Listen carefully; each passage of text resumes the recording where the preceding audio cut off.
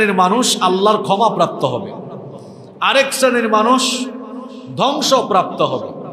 আপনি সিদ্ধান্ত নিন আপনি কোন কাতারে যাবেন।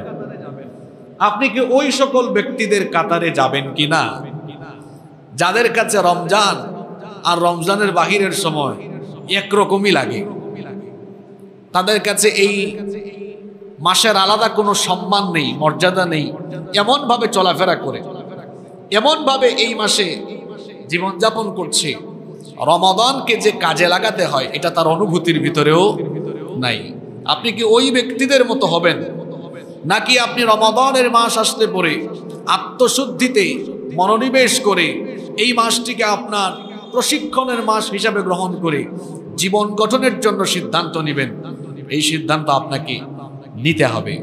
আমরা যদি এই মাসটিকে যথাযথভাবে কাজে লাগাতে চাই, আমরা যদি ইফেক্টিভ ভাবে এই রমাদানকে কাজে লাগাতে চাই, তাহলে আমাদেরকে পরিকল্পনা